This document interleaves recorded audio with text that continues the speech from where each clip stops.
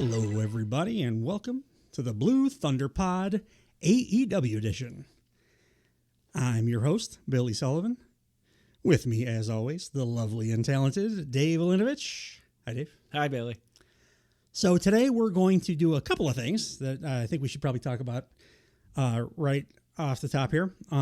Because we were gone from our regular Blue Thunder Pod recordings for the last couple of weeks, we're going to, throughout the going over this AEW Dynamite episode, the one that just aired, we will be doing a little bit of like housekeeping, talking about the stuff that has occurred over the last 3 weeks, essentially just so it makes sense in context. But the other thing is we are, for the first time, splitting up our AEW and WWE content into two separate podcasts. They will both go up at the same time, but in more manageable chunks.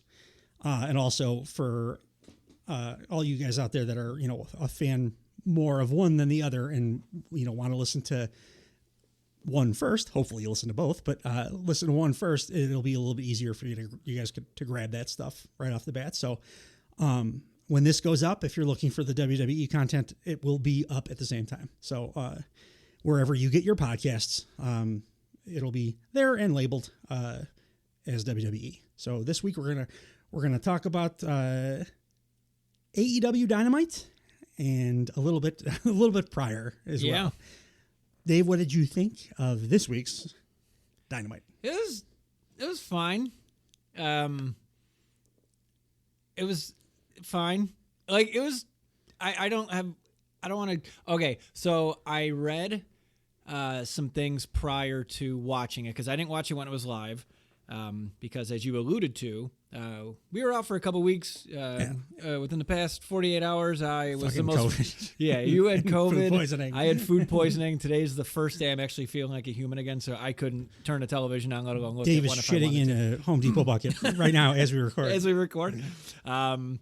So I read kind of like that the house didn't look so good, and. They're fucking. I agree. Yeah, that is the house hurts the show. Yeah, and that's Tony Khan's fault 100% on this one. No, but that's the sentiment I went in with it. I'm like, oh, is it going to be a shitty show or whatever? And then the show was a perfectly fine wrestling show. They had just been swinging pretty hard the past couple weeks. I would say like this episode is and. Honestly, when the way that they have been building their pay-per-views now this year, basically, this is going to be the chunk of time where they do this kind of show. But going in, I figured, Dave probably is not going to like this episode as much as me because this was almost the trifecta of any wrestling show you want to hit. For me, is the in-ring is 1/3, the other the second third is angles, and the third is promos. Right. Well, when you're in like the middle of your build cycle, AEW is, there's always an episode, usually only one if they're doing it right. So I think it'll probably only be this week, maybe next week too, but that's the limits. Like just do two. In the middle of the cycle, that's just a very wrestling heavy show. It's just match. Which for freakazoid like me, I'm like wrestling matches, but I 100% absolutely understand. Why most people, even like AEW fans, I think you have to be kind of extra freaky about the match stuff to enjoy a show that they're generally not paced as well as when you really are hitting those thirds. Like honestly, the last 2 weeks, they crushed it with that stuff because the angles and there was a lot of good and stuff. The promos and stuff. This was just basically, and I very much enjoyed it. Yeah, but I understand why it's not for everybody. This was matches and they interspersed it with like good video packages. I'm glad they're doing that now. Yes. But like, I get it. It's not as easy or fun to watch when you don't have the other story elements being forwarded, especially when you've seen it for the last couple of weeks. Yeah. I didn't mind the wrestling at all. Like it just, what they did felt very just, okay. Well, I think it all becomes kind of one note, regardless of how good the wrestling is. Right. If that's what the show is only. And it kind of was just only wrestling. And like the wrestling was not like, it was good. Like here, all right, here, there's a couple things. they're putting on such consistently good wrestling that when they have a show by any other metric is a good wrestling show, Absolutely. it's just like, I think it's kind of what you're saying. Yeah. Like it just, by comparison, it just diluted a little bit, Yeah. which is what this felt like. And that was across the board. Like nobody like shined on this show. Well, I thought the bookends, I was like the opener, I thought was great, but hurt by the fact that Tony Khan, for some reason, tried to book an 18,000 seat arena in a city that doesn't get Dynamite. So like they literally don't get Dynamite in Quebec City. Yeah. Why would you try to book that? Yeah. Book a smaller barn, 3,000, 4,000 seater. Because like 4,000 is not a bad house, but if you put 4,000 in an 18,000 seat arena, Right. it feels cavernous. Yes. So yeah, on TV it like translates terribly. They only really sounded hot for the last match, which that was I think pretty objectively a great match. But that was helped by the fact that the crowd had to overcome the fact that they were in this big giant cavernous building that they were never going to fill in Quebec. Right. Like it just wasn't going to happen. Right. But like the first match, like the opener, I loved, but it was a little bit more of a technical thing. It's a Shibata match. You either love them or you don't really. And I do, but like it really would have been helped by a more intimate crowd. Like I don't think that's changing. And I've been trying to like make sense of why does he keep booking places like this? Because he's not stopping. There right? there are like cities that you can book a little bit bigger. I don't think like it's an anomaly that the WWE is currently selling out 16, 17,000 seat arenas. Historically, that's just not something that any wrestling company can do for longer than like 6 months. Well, they're not half filling. Like forget WWE. They're like they're their own. But even if beast that's what right you're now. shooting for, yeah. Well, you're only going to be booking like at the top of your game. You should only be booking a couple of those big giant arenas when it makes sense. Yeah, when your product Chicago is and hot CM Punk and your product or is whatever. the product is not hot in No. AEW right now. So, and that's not any slight of the workers because like they're. Like they just turn, like they're boiling water to make pasta, and like they turn the water on, and it's warm right now, and it's gonna be fucking. It takes a long time, Yeah, and like there are signs that it's heating up with live attendance. At least the last 2 weeks were 6,000-7,000, which I think that's great. That's what they should probably be shooting for. And honestly, 4,000 is not a bad house for an AEW show. Just you can't put it in a giant arena like that. Feels way worse. Right. Like look at NXT back in the day. Those were little small places. It sounded awesome. And they filled half the people. But they filled a stadium. Like they like for those takeovers. But that's apples to oranges because that's a different time, and that was when they raided the indies, and like AEW kind of did the same thing, but like WWE's marketing beast was behind it, right? And they're try as they might. Tony's just not getting that he's not having to be a marketing genius. But I think, and that's the conclusion I came to, I don't think he gives a shit about ratings. And I think in today's... I think that's right to not give a shit about ratings. Well, I think that's across the board. I think it's becoming less about ratings and becoming more about money. Like it's all about money at the end, right? Yeah, there's like so if you have a he's not even bottomless, calling it a TV rights deal anymore. He's calling it a media rights deal, because that's what it is. But he needs to care about houses. Well, hang on. So he's gonna be on TV regardless because he's a billionaire, right? So this is gonna be here regardless. Yeah, it's his vanity project, which I thank God that was the wrestling nerds billionaire, whatever. But he doesn't care about ratings.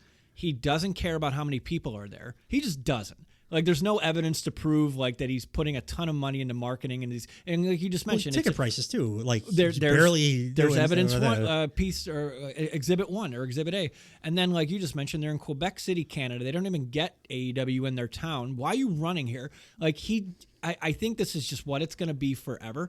So I think.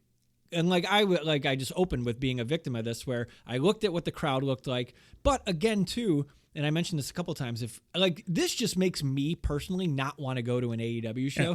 It's like, well, it doesn't feel as fun when you're in a like, cavernous building with but also too like, is this cool?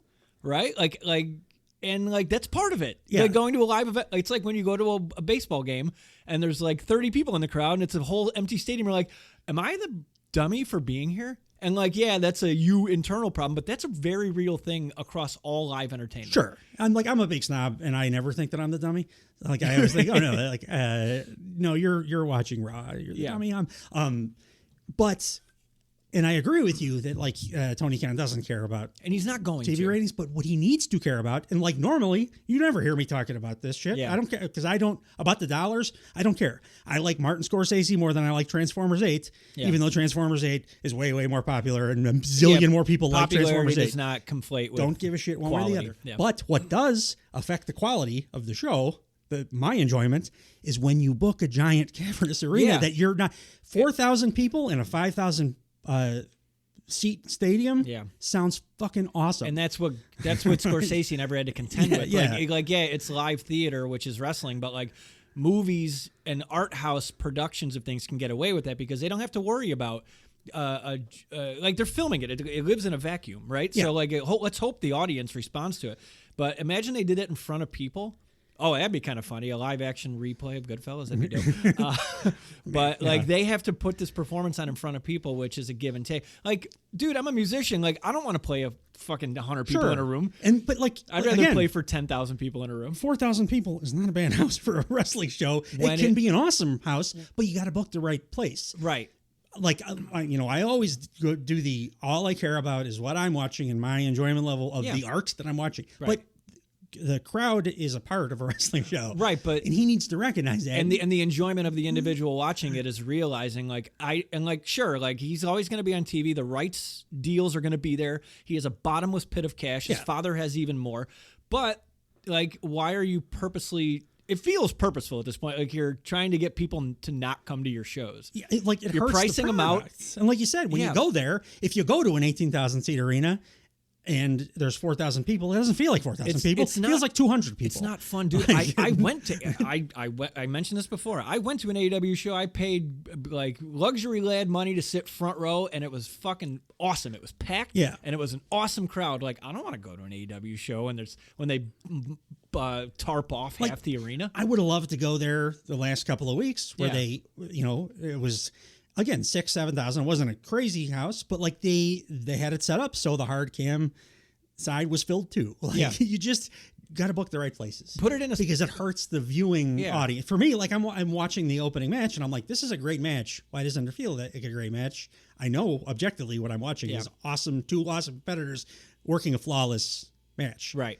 But I didn't feel it as much as I had the previous Ospreay matches because it sounded bad because 4,000 people in an 18,000 seat arena sounds like shit on TV. Like if Tony's coming to Chicago, stop booking the United Center. I don't think he does universally, but like go to like the UIC Pavilion, go to like a college hockey room. Like absolutely. You know what I mean? Like like we're saying the same thing. It's just like I'm getting annoyed watching these shows that I want to normally I don't like talking about even like ratings and I don't talk about ratings. No, but like this is it's the art. It is affecting what's on TV. It's part of exactly. It's part of the presentation. Yeah, 100%. And like it's making me as a fan. This is not like watching a movie or like listening to a record that's not recorded that well because the equipment's not that good.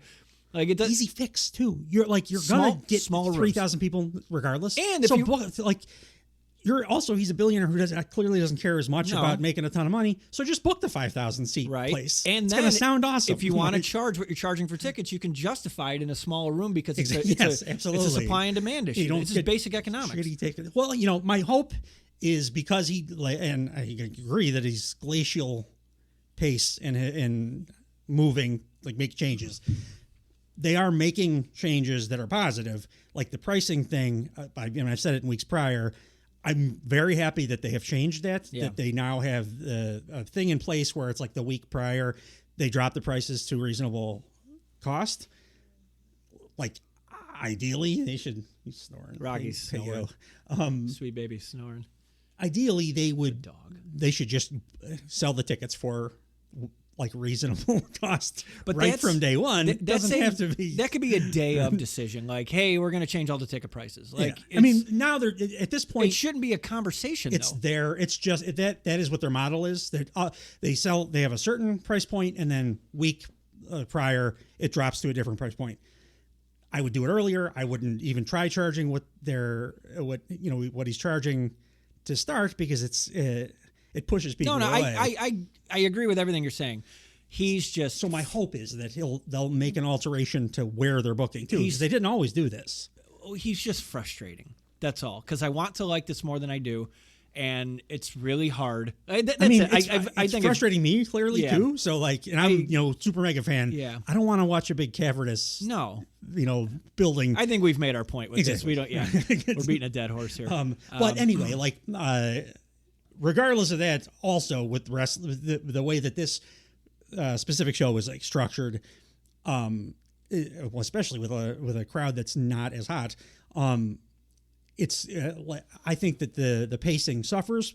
I think that it's a good idea to do these like mid build right now, because you can't really keep firing angles and storylines or even promos at the rate that they were the last couple of weeks for the entire duration of the build of a pay-per-view. You kind of have to do a thing where not a ton of story stuff develops, because you burn yourself out on, like, you end up with a goofy angles and shit if you over story it, if you oversalt the meat in the middle. So like, I'm happy to get a basically like a big giant house show, like a bunch of matches that I mean, they progressed I don't think there was anything that didn't have a purpose. Like, no, it wasn't like, if they're going good, which they still are, everything they're doing besides booking the wrong venues, I think they're doing very, very well, and everything fit into what they're doing.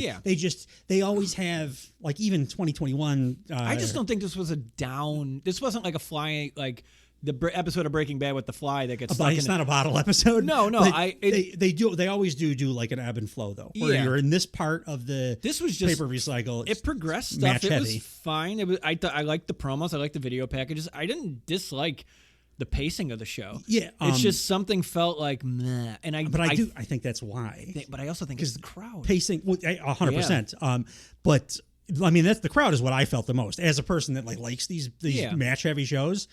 I was like, man, fucking get louder. But it's not really their fault, because it's just too big a building for, again, especially for a town that doesn't get the goddamn show that you're broadcasting. Like, what are you doing, man? He doesn't get it. He's spending too much time on Twitter arguing with Eric Bischoff. Like, read we the goddamn all know room, Eric dude. Bischoff's a douchbaag. You don't have to point it out at 4 o'clock in the morning, dude. Like, he's another one. Like, and I know, like, we talk about Cornette a lot, and like we can't tell if it's like a work or whatever. Bischoff makes points sometimes. He is all business focused.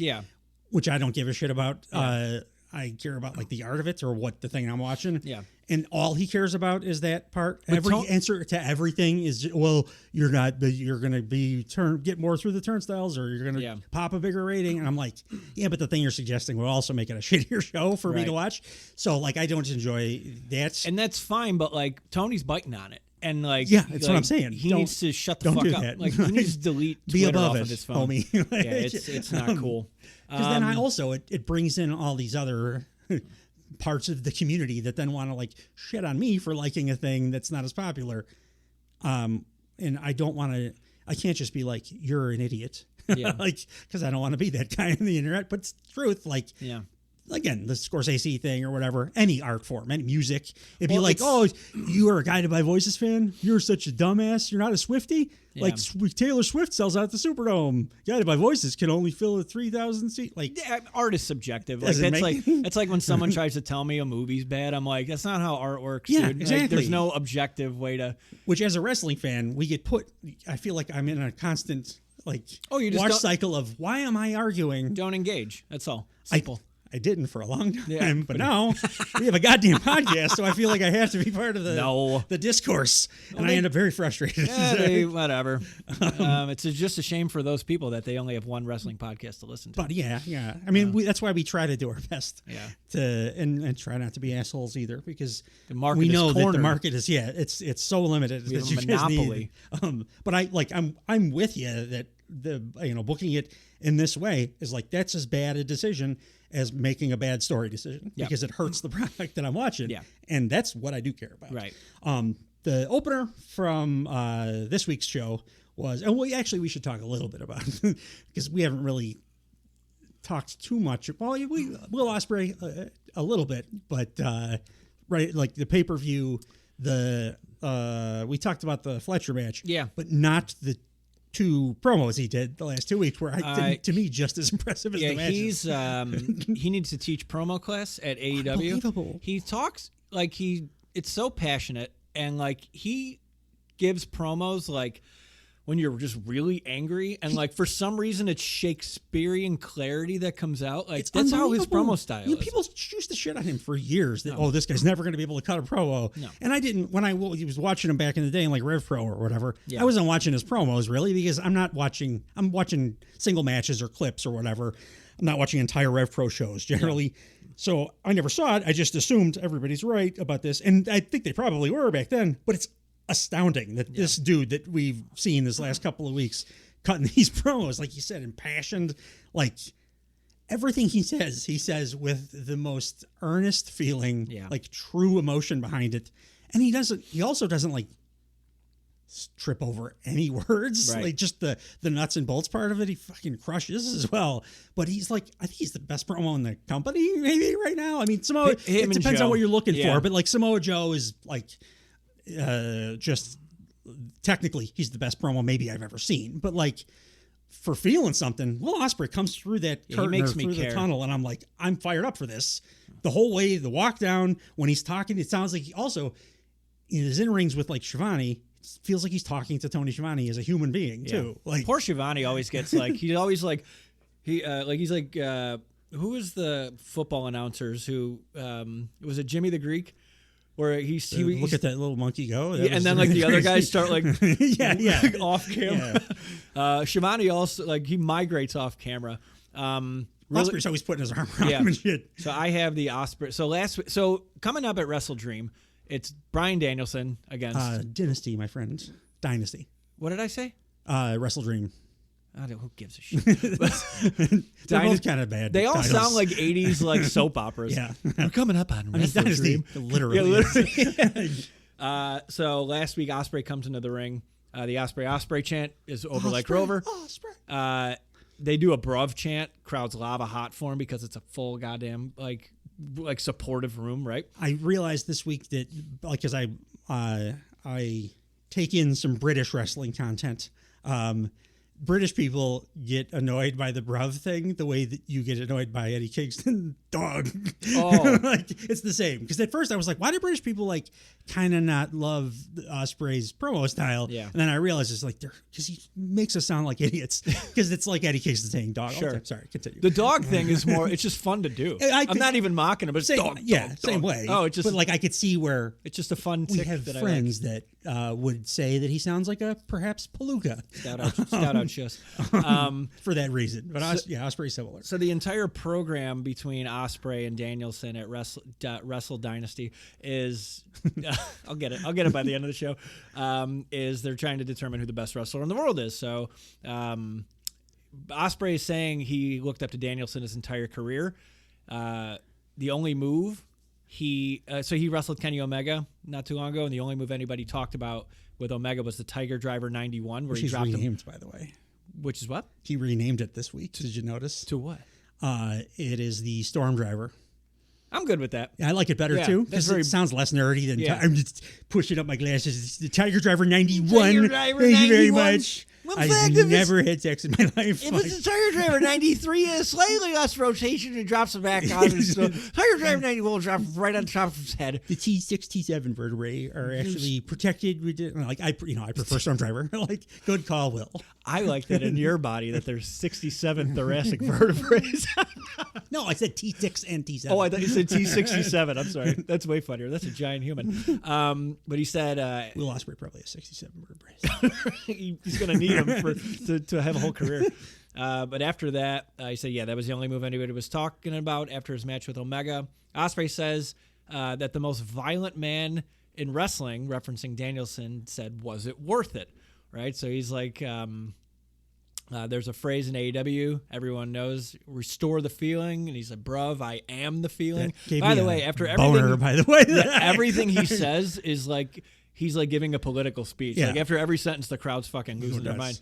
So basically, he's saying that Danielson is saying, I'm the most violent guy in wrestling. But was that violent move worth it? Like, kind of walking back his violence. Was it worth it, bruv? Yeah.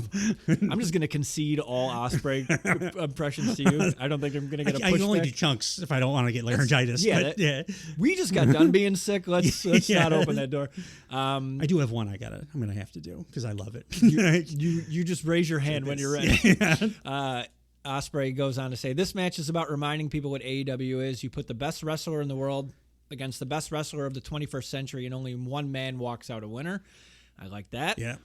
He says, he said, I'm sorry. The one thing I learned from Bryan Danielson is that you can have respect for the man that stands opposite me, but the moment I walk in the ring, it's your life or mine, and I don't plan on dying, bruv. Match on April 21st is about finding out who the best wrestler in the world is. And I'm just kind of paraphrasing. I took a couple quotes. Yeah. But the way he delivered this fucking promo, he could run for office. 100%. So, not only is he just killing it in the ring, the dude's the total goddamn package. Yeah. And he has good merch. It's all great. Yeah, it's all very good stuff. He understands everything about, and you still see people that are even fans of his that I don't know if they think about him in the context of the past or whatever, but they're like, well, he's not the smartest guy in the world, but he's really hold on, there's different kinds of intelligence.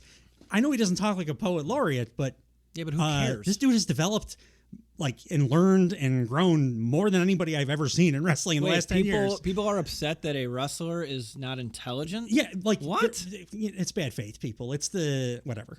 That's reaching. People that are looking for shit. That's reaching. But but they're wrong about that as well. Just because the guy happens to talk like a blue collar guy, everything about him tells me that he's super specific about everything he does.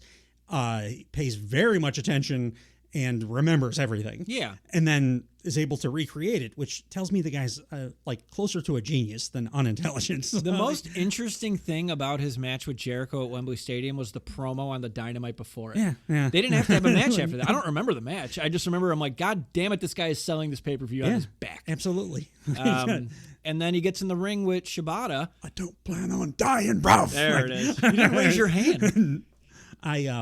His match the second promo is the one that I have the little snippet that I really want to. But he gets in the ring with Shibata, has a starkly different match than he's had in the first two official signed matches, which is why initially I'm like, oh, this is kind of a bummer, but I'm like, wait a minute, homeboy just under the radar did all his shit. Absolutely. Wasn't flashy and could show he could do it with the most wrestlery wrestler. I mean, the guy's nickname is The Wrestler. Yeah. Also, fucking scariest, most brutal looking head strikes to a guy who Dave Meltzer thought brain was taken out of his body at one point. It's still cool to see him every almost time died. Yeah. And doing that shit safely he's a genius. He's just a genius. Yeah. It's but that's why I got pissed off this week, because they're working that match, paying attention to all these little tiny details, the shit that I love.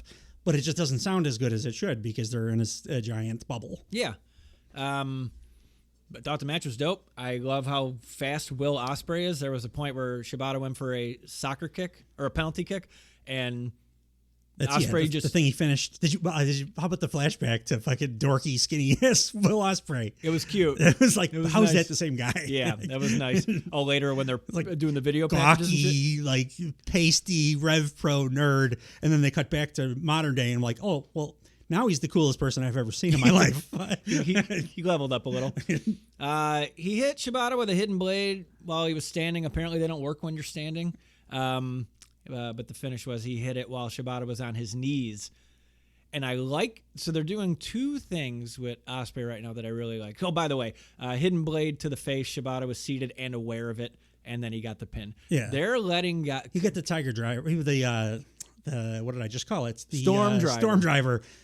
First, in fact, the Tiger Driver 86, which involves underhooking just the left arm, not the right. For me, causing extra rotation and torque. The underlying story going into this match was, you just told me you're going to be more violent in your match with this guy who has had terrible brain injuries than Danielson was, and you also just talked about multiple times this super dangerous, believed to be super dangerous move. Yeah. It's pretty dangerous. Oh my God. It's pretty dangerous. Well, the one and this is another genius thing that Will Ospreay does. You do it in a dangerous way one time, which he did in the Kenny Omega match. Every time he's done it since then, it's been worked he does it in a much safer way. That's a good. It helped. And Takeshita is a genius too, and he was able to make it look like it was going to be a spinal as well. Yeah. But he's not doing it the same way. But you still have that feeling because you've seen him do it the way that he did with Kenny Omega, the guy who's the most willing to drop me on my head. I'm fine. do whatever, that can make anything, look more dangerous than it is. But like it was more dangerous there. In subsequent times, not as much, but you still feel like, oh shit, I saw him do this thing. Been set. Exactly. Yeah. And then in a smaller way, like confined even to this match, Ospreay does the same thing. Yeah. Through the course of the match, like some of the strikes, some of the forearm strikes he's throwing feel like they're super impactful. If you watch real close, they're not as impactful as in other matches. Right. But he sets the precedent by hitting one of those and then does a few that are not as impactful, but also peppers in then a few of those not as impactful shots, and then has Shibata hit him with something that sounds like, a frying pan being slapped against the side of beef. Well, so it makes the whole thing feel like it's been more violent than it actually has. It also makes him more of a face in peril. Yes, absolutely. If you're not laying your stuff in as thick and you let the other guy lay, like by comparison, like it's a relativity thing. So like Shibata looks stronger by comparison. Completely. So he's a smart worker. The way that shit is laid out that's what makes that work. He's just a very intelligent, like forward-thinking worker. Yeah. Except when he does the hidden blade. He should never do it when someone's standing because it never works. He hit him in the face with the hidden blade, and it still looks awesome. That one he hit the last the finish. Yeah. Again, there's not really finishers in AEW, but the last one he did looked like I disagree. I'm gonna bitch about that in a couple of matches from now. I really hope they don't ever start doing the like finishers. I just personally prefer you don't know when this match is gonna end. Right. But that fucking hidden blade he did at the end, the post Storm Driver Shibata setting up, I know it's over, just fucking take me out. I don't know. I watched it multiple times. I don't know how that wasn't just as hard of an elbow to the head as you can throw. Right. I know it wasn't because they wouldn't do that in a Shibata match, and Ospreay's too good for that. But he's so good that even like slowing down frame by frame footage, I'm like, I don't know. It looked like he just brained him. That's all. Yeah. Like it was one of the most brutal elbows I've ever seen. So that's part of one of the things I like that they're doing is Fletcher did it and Shibata did it. They're just eating the loss. Like they're conceding that they're going to lose. And they're just like, what is it, Harry Carey, where you just fall on your sword? Harikari. Yeah, Harry Carey. And I like that they're doing that. Secondly, they're doing this kind of subtly, which AEW fucked up at the end of this episode, but like I'm going to pretend I didn't see it and I'm going to ignore it because it's on a secondary show, but they're doing Bret Hart, Steve Austin when Bret Hart was coming back, where in 90 at Survivor Series 96 when Bret Hart came back, Stone Cold went on TV every week and he was cutting promos against Austin. Against Bret? I'm sorry, against Bret. Let me say that again. Stone Cold was going on TV every week cutting promos against Bret, trying to coax him back to WWE. Yeah. And Danielson's only been on TV once. They could have done without that. But Ospreay is single-handedly, verbally carrying this feud. And I'm like, I don't remember that being done since that. And that's fucking cool. The Danielson, they did the little video package. I did like that. Well, that's coming up next, yeah. But those are two things that they're doing. I'm sorry. What pissed you off then? About what? You said trying to do the Austin, but I'm just trying to. Danielson's fighting on Collision this week. Who gives a shit? He's 6-man. No. That shit. But I don't care what he loves anymore. We've already covered this. I love what I love. I don't give a fuck what Daniel Bryan loves. Like I want some majesty in my wrestling. I've been watching it for decades. I know what I like. That's valid too. Like I get it. So like I'm. But he also says it's his last year in that promo. He's been saying it. He said it. I remember when he cut the promo, and then And that's why I also give him more latitude with he just wants to wrestle every week because he said it like a year ago. Right. He didn't say it's my last year. He said like vaguely. Like I talked to my daughter. She asked me to quit wrestling. I told her I want to wrestle one more year-ish, but I want to in that year I want to put on just every match you can possibly think of with all the people that I've dreamed of wrestling, my whole life. I want to pack it all in. And if this does end up being my last year, it's going to be the most packed full of incredible fucking wrestling you've ever seen year of your life. So that's what he's been doing. This is why he's on every week wrestling people, because it's everybody he wants to wrestle. The way that he phrased it and they cut it in this video package, it sounded more definitive than it actually was in the promo. Yeah. And the promo was more That's like, why I was very like, what? be around a year and then I'm going to scale back. Okay. So like, even if he does quit, he's not going to quit. He's going to like scale back to a few matches a year, which probably you're going to enjoy that more. I want him to be special. Yeah. Keep his ass special. Don't put him on a 6-man on Collision with who. It's not even like the Bullet. What are they called? The Combat Club, the Blackpool. It's like him, Claudio. By the way, I think Moxley's actually on his vacation. Good. He's talking about it. Good. Finally, Moxley's been off TV for 3 weeks. Good. I'm like, it's wonderful. Let him take a break. It's a shame they don't let Renee off at the same time. They can go on vacation. Well, Moxley's in Mexico because he is performing there for the CMLL thing. Yeah. He's just not off AEW TV. Yeah.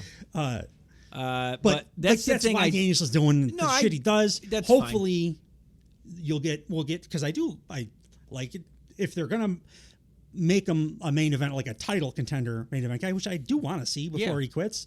Then I do think you need to book him more in that manner, where right. you don't put him on every week and like just let him. Especially it's all about just him getting his wrestling rocks off. It's on Collision because he wants to wrestle everyone, and everybody is not Dynamite level. So Danielson wants to wrestle everybody on the goddamn roster. You see how this sucks. But like, I don't care what he wants. I want what I want. I also very much enjoy watching him wrestle anyone because I'm a little freakazoid.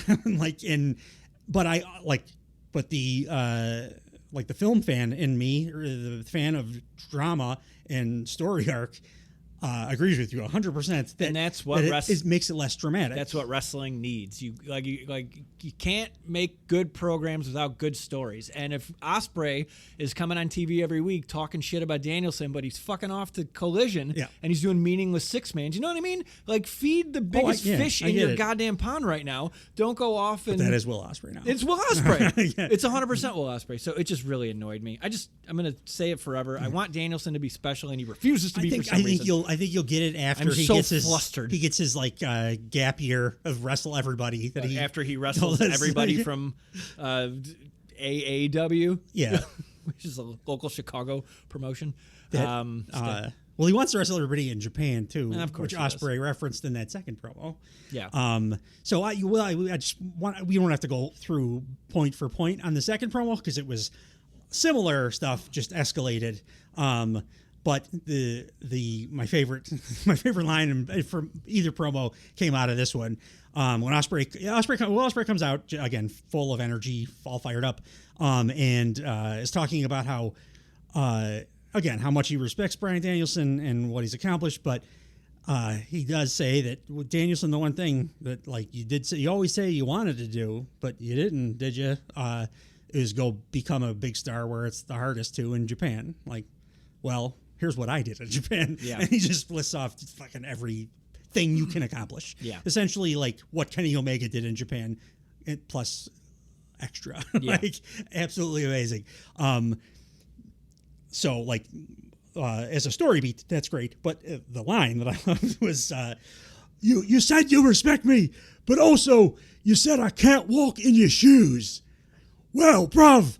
And then he rattles off all the New Japan stuff that he accomplishes. He's like, and then I was like, Tony, look there's Bryan Danielson's shoes, bruv. Look, and I tried to get in them, but I couldn't, bruv. You know why? Because they was too small for me. Which popped Tony Schiavone. Yeah, he started laughing too. And then finished this one off with his first reference to his nickname, my favorite nickname in wrestling, the Billy Goat. I'm going to show you what the Billy Goat is all about. And that popped me as well. But I love how excited you get for Will Ospreay. He's so full of like electricity. Yeah, he's like the human embodiment of The Rock's entrance video. He just is that. He's crackling like. He's very good. I'm just like he's a shining beacon of the future of that company. That's like, even if you're not great at stuff, I don't. It's fine. You don't. Everybody doesn't have to be Will Ospreay, but I wish everybody would bring that much enthusiasm. Yeah. Like, no, obviously everybody's not going to be Will Ospreay, but the enthusiasm is the reason I get so fired up. You don't have to be technically, in the ring Will Ospreay, but you can speak with conviction Yeah, about like, your own character. And again, if your nuts and bolts promo is not as good as his, because like I said, he never even stumbles on his words. He's got like a pretty fun way with words too. The shoes thing, like that kind of stuff. But if you just bring that passion to TV, people feel it, and that's why I get. Well, if you bring passion, you don't stumble. Like, and also practice in your mirror. You're on TV every week. I don't know what to tell you. There's there's dozens of people waiting for the game to start. We mentioned the Danielson video package. This was fun. I like that they mentioned Shawn Michaels by name. They're just basically showing a career retrospective of Danielson starting. It was funny. Like there were some bad faith people that were like, "Where was WrestleMania?" They're like, they're not going to fucking give him. He got old real fast. It was like the Bible. It's like, how did he turn 33 all of a sudden? And the voiceover too was like, and then he had to retire for 3 years. Like from what? From what? From where? Where was he? But I mean, they did as best they could without having that footage, I think. But it was cool hearing the Shawn Michaels reference. That's nice. Everybody immediately on Twitter was HBK to AEW confirmed. Fuck out of here. Relax, he's relax, everybody. Quietly rebuilding NXT. Leave him the fuck alone. Incredible year as a booker last year. Next was a backstage segment with Renee and the Young Bucks, and the Young Bucks did one thing I've been waiting for them to do since they became heels, and I don't think wear the awesomest yellow suit and hat I've ever seen in my life. Like, you like the gaudiness. I want that yellow suit. They look like Lloyd Nicholas Christmas and the Dumb and Dumber guys. That was the greatest color suit I've ever seen in my life. They said they came back to AEW with a few objectives. One, they wanted to retire Sting's old ass, and we did just that. Love it. They wanted to restructure the Elite, which it's a great word for douchebag CEO to use when you're talking about firing your friend. And they wanted to get their AEW tag titles back. They said losing to Private Party. By the way, in the inaugural tag team title tournament, they being the Young Bucks lost to Private Party in the first round. Awesome match. Yeah, it was great. They should have capitalized on with Private Party after that. Why wouldn't they? But they say that losing to Private Party the first time around ruined, I think this was Matthew talking, his life for over a year. Yeah. Well, first Renee, because part of the by the way, they're I don't know if they're getting rid of the Young Bucks name altogether, which I kind of think they should. But their graphic now just says Matthew and Nicholas Jackson, like even when they're coming out for matches. But Renee started with, because they're about to wrestle Private Party, who they famously lost to. So Renee's like, last time you faced these guys, you didn't come out on top. She said it in as diplomatic a way as possible. But because Nicholas plays sociopath of the two, he's like, show some respect. You jumped down her throat immediately, which is great. Yeah. And then Matthew came in to do his. And then they said we want Alex Marvez instead. It's like he's prettier than you or something. Yeah. He's better looking than you. Yeah, that was it. They say losing to Private Party the first time around ruined the year of their life. They right the wrong tonight by beating them tonight. And then Private Party's not going to win because lightning never strikes twice. And then they gave actual heat to Renee. Yeah, great. Telling her to smile more. Yeah, hey, we're going to have a wonderful night. You're killing it, Renee. This is Matthew, obviously. Just one small note. You can try smiling a little bit more. Yeah. So I think the classic. I think I figured out right there what has been annoying me about this heel version, this iteration of the Young Bucks. They don't have we're in charge of shit energy. They have I manage 3 people in a pod energy, right? They don't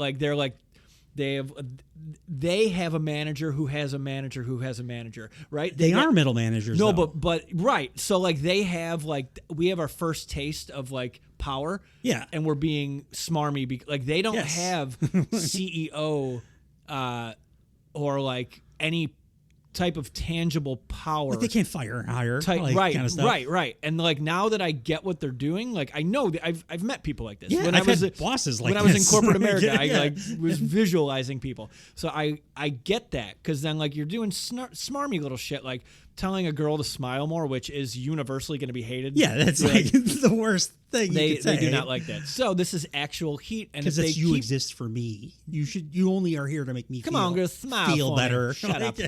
But if they keep doing little things that are mildly antagonistic, that it's too big for your britches kind of stuff. That's the heat. Like, I like that character. Yeah, that's why they dress like assholes, because the CEO doesn't dress like an asshole. Right. The middle manager who thinks they're a bigger deal than they actually are. But it took me like it took me months to fucking get it, right? And like, no, you can't roll your eyes because they should tell the story a little bit better. Oh, yeah, no, I'm not that. I'm saying, this is what I've been saying, Dave. This is what I've been saying the whole time. It's like I've been looking I'm for not it. defending that I've been looking necessarily. for it and looking for it and looking for it, and like months later, I finally figured out what they're doing. Our last podcast, I tried to. I probably didn't put it as well as I could have, but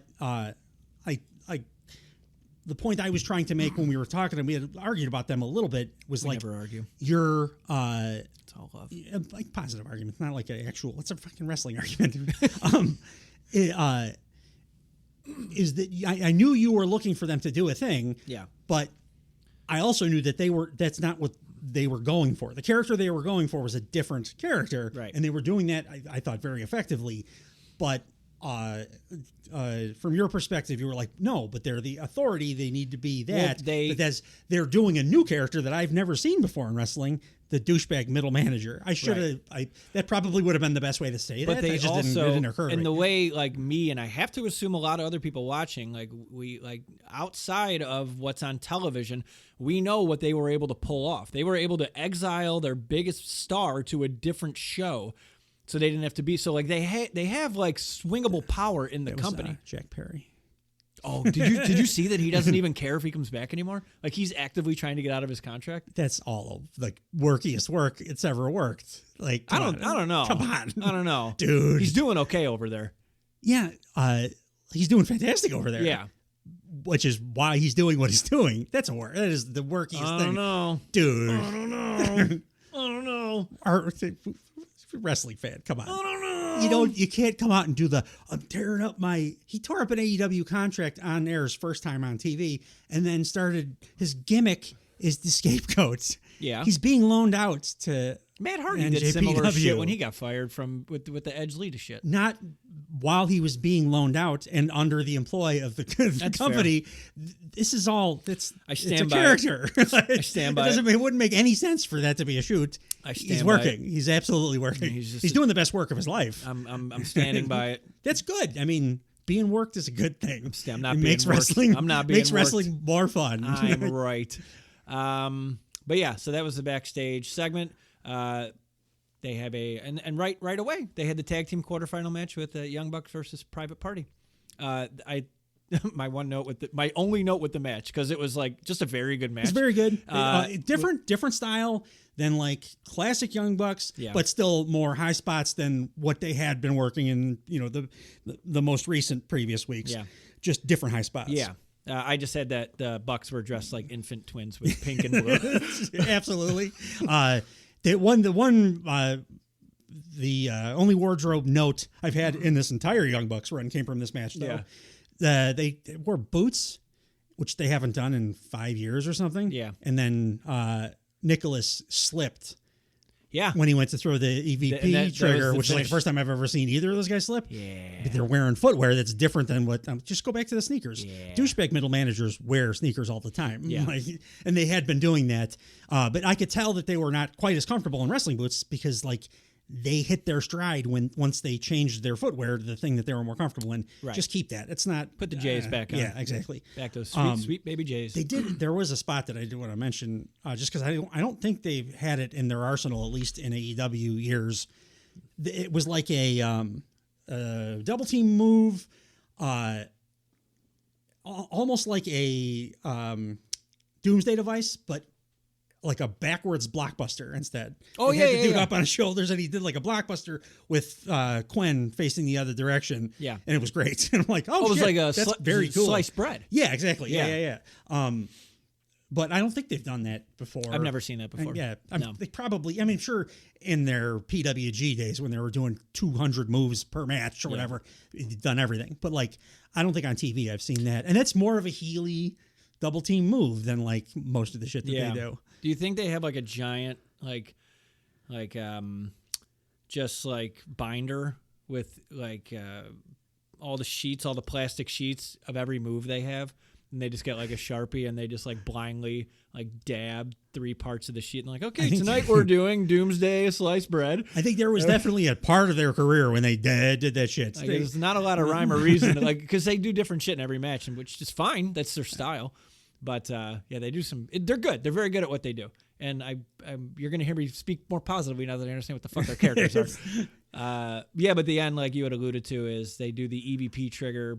Nicholas slips, but he still like does it. Yeah. And then there's some commentaries trying to save it. Yeah, it's the didn't get all of it. Yeah. Like, they try their best. They do not, but they still won. They right prior to that, they did they're the best ball kickers I've ever seen in my life. And this week it was Matthew. Usually it's Nicholas doing it, and they kicked Marquand in the nuts, which didn't lead directly to the finish, but it started the ball rolling on the finishing sequence. Right. Every time they hit it, it's Will Ospreay doing it, that hook kick. Yeah. It's like impactful as hell. They got those little legs. Lifts them up off. They don't have to go that far. Yeah. I mean, honestly, being smaller, it's easier to be just a good wrestler. Yeah. Most stuff, it's the bigger you get, it's harder to be graceful. Right. And everything they do is generally unless you graceful. are the Giant Gonzalez, Yes. who is the greatest. I'm not finishing that El sentence. Gigante. I'm not finishing that sentence. So next, they're pitching action figures. They have the announce. So there's a couple funny things here. So they I didn't write down the company that they're doing it with, but they set up some action figures on the table, and as they're panning over to the action figures, there's a couple cans of Woo Energy drink. Zero mention of the Woo Energy drink. Like it's strictly Maybe it went back up to $29.99 six pack. If he ever takes it off sale, that's like, what are you doing? Like, Yeah. Are you? I mean, it's your own website. It's not like you. Yeah. like, Who is paying full retail price for this? we know who. Yeah, we do. We certainly do know who. Who's buying Woo? Second video package of the night. First one was Danielson. Was Takeshita. And they're pretty much promoting the number 1 contenders match with Swerve tonight. Yeah. They each got one. Swerve's comes later. Good job, AEW. I thought these video packages were like great. They for the really show today or this week. Put some gravitas in the main event. I think I would. I may have mentioned this in our text thread, but Takeshita is so great. I kind of want him to do like a flash title victory. Maybe like, I think Swerve should win at Dynasty, and that's great. And he's super over babyface. But generally my belief on the always have a heel champ kind of thing. Yeah, I think I would. I don't generally like the flash victory for like a world title, but I think with Takeshita, he's so goddamn good. They could do exactly what New Japan did with Okada 10 years ago, which was basically take a guy that they knew was going to be awesome, but nobody knew about really yet, to the point like the hardcores knew about him, but he wasn't like Okada yet. Yeah. And they just had him win the title. Like when nobody expected it. It went over like Tanahashi, I think, when it basically would have been like, I don't know if if they let Jericho's title win stand or against like Triple H. Exactly. Yeah. That's probably, I was going to say Gunther, but everybody knows he's like a future world champ too. But if you had him win on Raw, the like world title or whatever, that's kind of what they did with Okada, and I kind of want them to do that with Takeshita too. I tell you what, I wanted him to win tonight. I also didn't know who was. I went in thinking I knew for sure who was going to win, but those two are so fucking great. Yeah. That the last 5 minutes I was like, I don't know which way this is going to go. Yeah. But I saw a comment that was made on the match that was my favorite that I saw was Swerve came out ahead in the battle of the 2 coolest guys on the AEW roster, but somehow Takeshita still is cooler than he was going in. So I'll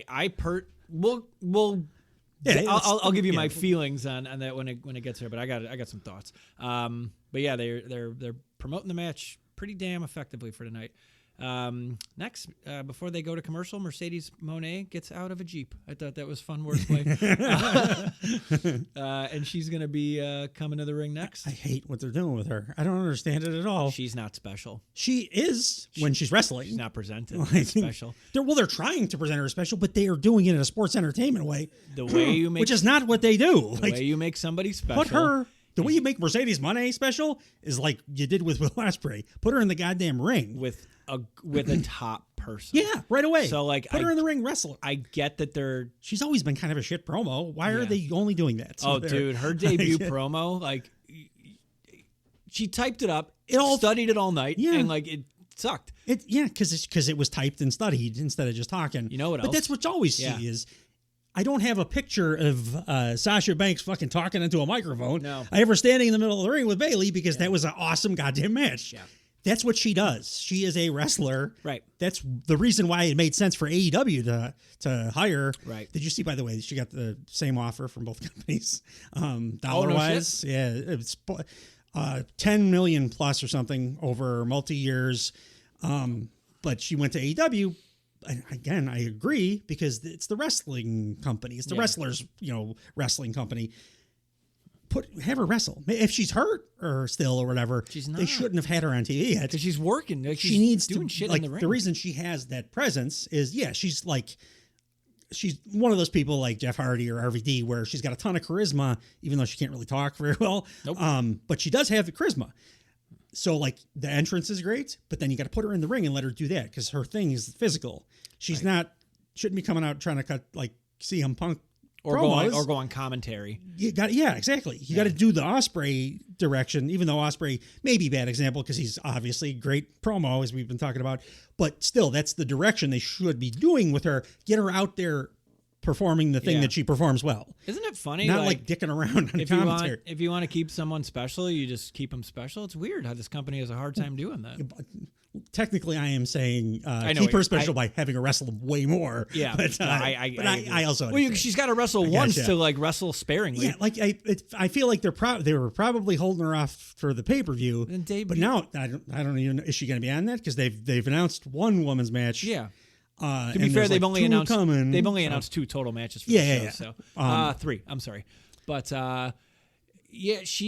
they needed to put her right into something with a top person. Big Business should have been like her in the ring with like a returning Britt Baker or like Tony Storm, or even if you want to do like a younger person who's like killing it right now, it wouldn't be my top choice, but if you wanted to put her out there with Sky Blue, they'd put on a banger. Like Willow Nightingale, the most over woman probably in the whole company, who's incredible between the ropes. Put her in there with her. Right. Any of these people would have been better than a dance and then like a kind of a boring promo that I wanted to, get to the action. Yeah. So fast forward through. Yeah, she's just not. I do like her song though. It's an earworm. Oh, I hate her song.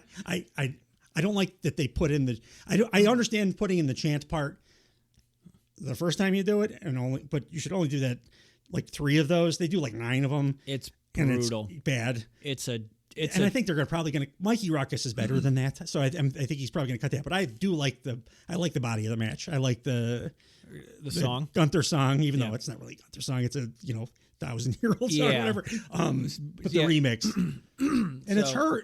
I don't care. Doing the lyrics, it's pretty good bars, actually. I don't like.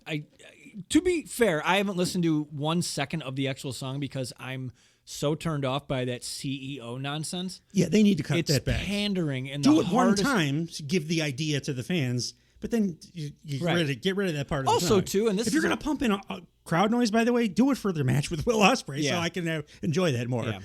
Also, don't pump in crowd noise, and I can suspend disbelief to a point, but I'm not going to think 18,000 people are coming from, or voices of 18,000 are coming from. And I don't want the WWE button that they just lean on regardless of whether there's 5,000 or 20,000 for the last 20 years. I also don't get, I don't know what CEO means, much like I didn't know when she's like, I'm the boss.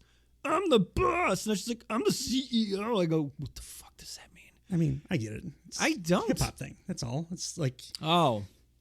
That's all. That's her aesthetic. It's stupid. Her song is stupid. She needs to wrestle. I love her song. I love her gear. Yeah. I just don't love that they're putting her out there to talk when she should be wrestling. She's in bikinis. Like, how do you not love her gear? One pieces. She's in very. They're awesome looking though. I'm not saying they're not, but like. She's very scantily. You're insinuating that I like it because she's I said good. I just think they're dope. I'm saying it's hard to not like the outfit when it's basically something you could wear to the beach. And she's very. it's all good stuff. Yeah. But like, yeah, she just needs to participate more. What she's dangerously tiptoeing into is when Chris Jericho came to the WWF and he didn't wrestle forever. Yeah, and after the greatest entrance to a company ever. debut, yeah. And people stopped giving a shit about him. And then And the other thing I would compare it to is something that AEW has done is the Saraya effect. If you come in and you just tell everybody that you're the best in the world, but you're not wrestling, right, in a company that's full of fucking kick-ass women wrestlers, it starts to rub people the wrong way. If you don't, you need to get out there and do it. Yes. And I like, dude, Punk did it. I know she can do it. Punk did it. Night one, Darby Allin. And you don't even have to with Punk, because he is able to just talk his way through a... absolutely. And that's how you, like, this is exactly what we're saying. Night one, call somebody out and like, or debut her closer to the pay-per-view so we don't have to find shit to do with her for a month. Exactly. But like, if she's healthy, there's no reason they couldn't have put her in a match on the first night. Again, they just signed Will Ospreay, big giant star, and they put him in 2 like brutal matches within 3 days of each other. But come to think of it, that's why they're not doing it. Probably. Ospreay got announced. Oh no, that's not true. Because Ospreay announced he's like it didn't. They didn't wait with Okada either. Like you had him out there in a week, and then they just had him win a title a week later. Like, well, so they're valuing her above Ospreay and Okada. It doesn't feel like that's to me. Well, yeah, like it feels like they understand what Okada and Ospreay bring to the table, and they don't really understand also what Mercedes brings to the table. Get going. Just get going. Like it's not. They're trying to be like, oh, we're gonna debut her at a pay-per-view. Like don't have her at the pay-per-view. Have something established when you go into the pay-per-view. Yeah. Start the work now and pay it off. Just put her in a goddamn match. Yeah. You can't talk about how you're the best in the company. Do you in a company full of wrestlers? No. And not wrestle. No. What do you think of her finisher? What is it called? I think when it. She called it. Yeah, it is called. When she's got. I mean, I've seen her do it a bunch of times because I watched her Japanese stuff. I like it. The only problem with it is it's much like One-Winged Angel or like Stormbreaker. There's a lot of setup involved, and you need to have a good dance partner to do that, or else it can. It's prone to botch. It's a tough type of stuff. I like the way it looks when she did it goes off without a hitch, but it's one of those moves that it's just again like Stormbreaker or whatever. It's difficult to do with everybody. Yeah. So my hope is that, like with most AEW wrestlers, she incorporates a number of different things that could finish a match. It's like yep. I'll just leave it at that because I agree with everything you said. So I can't add to because we have a lot of show to cover still. Mercedes gets out of a Jeep. Darby Allin is partnered with Tony Hawk to promote Tony's skateboard project. Did you know he was doing it for doing the Everest climb for charity? I had no idea until this thing aired. But no. So Darby Allin is standing next to Tony Hawk and saying since he can't climb Mount Everest, he's going to help promote Tony Hawk's skateboard project. For a second, I thought he was going to try to do a skateboard jump with a broken foot. And I was like, oh, Jesus Christ, Darby, just relax. I hate that he wrestled Jay White and did that. Like after the Sting match, you should not have been on TV anymore. Period. It's not even that match ruled, and he thought he was going to climb a mountain, maybe die. The match was cool, but and it helped Jay White a shitload. Remember, he was like no heat, and then they crushed it, and that angle now it like worked out with the actual broken foot. Yeah. It's going to be like fucking Bruno, like Stan Hansen saying he broke Bruno Sammartino's neck with the lariat, baby, even though he didn't. Like it's, but he was all banged up and like it just stay off TV after you have the biggest match of your life. I agree, take a break just because I was concerned for him, and I think he could be. And you're going to climb a mountain, top guy maybe. If he came back, if he did not wrestle since the Sting match and came back after he climbed Mount Everest and he comes back at like All In or something, holy shit, would that have been a pop? Yeah. Like, and he's just like, no. Well, time away, like we talked about this a bunch. Yeah, time away is an important and very good thing in wrestling, especially coming off of what he did. Like, I'm loving that MJF is going to be off of TV for probably until like All In. Did you hear all the conspiracy theories around that bullshit? No. That he's going to debut the night after Mania and his 30-day no compete clause is up, like right around then. It's just like, what? I will cut off and eat my own dick if that happens. Wrestling fans you'd be something. It's not even wrestling fans. It's like the dirt sheets and stuff. It's like this isn't. You know who's getting worked an awful lot lately? Dave Meltzer. Yeah, I'm seeing it on a lot of shit I follow. I'm like, you guys can't possibly believe No. this. He However, signed like a if it 5-year extension. if it happens, I would go nuts for him. and There. then we get Punk and MJF and WWF. I mean, or like, WWE. AEW is my favorite promotion. Yeah. But MJF is the most conducive to WWE. The only problem is the height thing would probably become a thing on TV there. Yeah. Really quick, because I want to keep talking about this, but gotta get through the show. Renee is backstage with Jericho and Hook. So did Jericho have to really wait a week to ask Hook if Hook wants to take his advice? Yes. that's what the proposition was. So like, yeah, we don't have to get into it a ton because that's really all he did. He was like, Hook, I liked Hook's delivery is getting pretty good. Talking wise, everything is believable. He says to Hook, like, I wanted to see you in action, and like he beat Jericho in a pretty decent match. Made Hook look great. I actually, like, if you leave it at that, Chris, just leave it at that. I'll give you credit for putting over the young guy. Yeah. Because Hook looked great there. And then Jericho said, I'm going to have a proposition for you next week, which was now this week. And his proposition was, so Hook, I saw you in action, and I've never been a manager or a coach. I had a wrestling school before, but seeing you do what you do, if you would like any advice from me, that's my proposition. Mm-hmm. And Hook was like, all right. Yeah, like, I mean, yeah, I'll take your advice. You're Chris Jericho. But also, you're Chris Jericho, yeah. like, which was great. That was great. Yeah. But that was it. So Jericho's like, okay, and does the fist bump.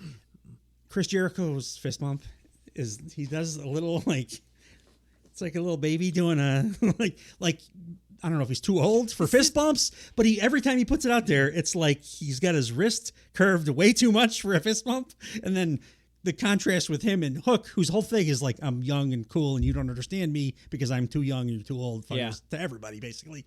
It really stands out that Jericho's like, fist bump me, dog. If that's the angle they're doing, I would love it. If it's like a manager angle? No, Ooh, like I'd love that. Like yes, but also like what's the movie?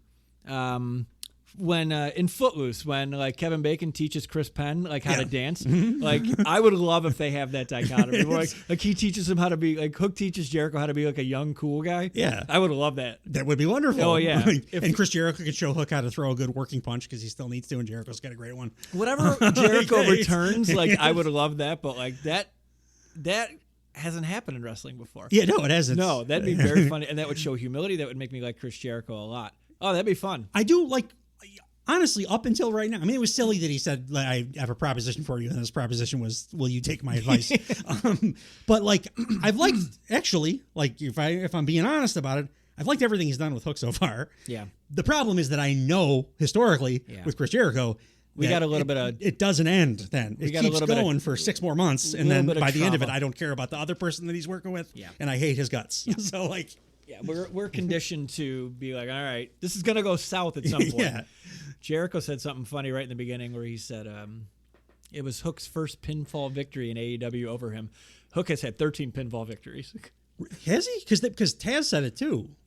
During the show. I went on online wrestling database or whatever, and I looked up every match he had, and it's all pins. The last pin... I mean, like, they don't really do house shows. The last pinfall match he had was Revolution. Jericho was in it. Who did he pin? Whoever he beat to win the Battle Royal. Let's see.